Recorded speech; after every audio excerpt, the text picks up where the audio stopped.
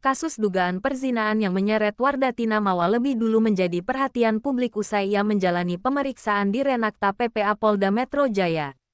Laporan tersebut turut menyeret nama suaminya, Insanul Fahmi, serta Inara Rusli. Dalam pemeriksaan terbarunya, Mawa juga menyerahkan sejumlah bukti tambahan kepada penyidik.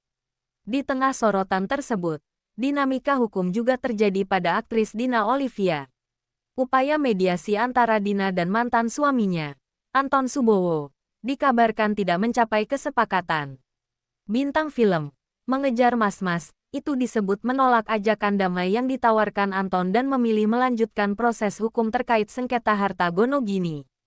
Sebagaimana diketahui, Dina dan Anton menikah pada tanggal 5 Juni tahun 2008 di New Delhi, India, dan resmi bercerai pada tanggal 29 Februari tahun 2024 melalui putusan Pengadilan Agama Jakarta Selatan.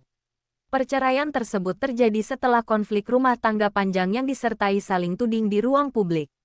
Dalam proses mediasi, Anton dikabarkan mengajukan pendekatan damai dan bahkan sempat mengajak Dina untuk rujuk. Namun tawaran tersebut ditolak. "Saya sudah terlalu banyak mengalami tekanan. Sekarang saya cuma mau memperjuangkan hak saya," ujar Dina dalam keterangannya. Dina menegaskan bahwa fokusnya saat ini adalah memastikan pembagian harta dilakukan secara adil dan sesuai hukum. Anton sendiri disebut masih berada di Bali bersama istrinya, Dena Devanka, dan belum memberikan pernyataan langsung kepada media. Selain sengketa harta, Dina juga disebut tengah mempertimbangkan langkah hukum lanjutan terkait dugaan perzinahan yang sebelumnya telah diproses.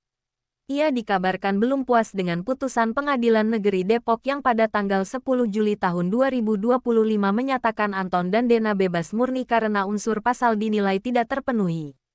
Perceraian keduanya memang tak lepas dari tudingan kehadiran orang ketiga.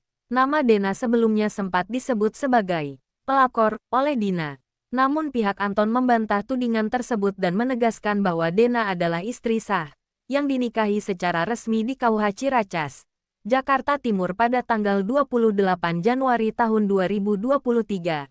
Sebelum gugatan cerai didaftarkan Dina ke Pengadilan Agama Jakarta Selatan pada tanggal 12 April tahun 2023. Konflik rumah tangga Dina dan Anton memuncak pada Desember tahun 2022 dan berujung pada laporan dugaan KDRT serta perzinahan.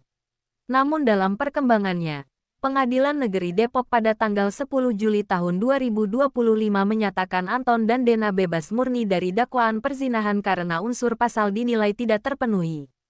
Pada tanggal 29 Januari tahun 2026, Dina menggugat Anton dan Dena ke Pengadilan Negeri Jakarta Selatan terkait sengketa harta Gonogini. Melalui kuasa hukumnya, Dina menyatakan gugatan diajukan untuk memperjelas status kepemilikan sejumlah aset, termasuk rumah di kawasan Cirende, Tangerang Selatan, Banten yang disebut sebagai harta pribadi sekaligus warisan keluarga.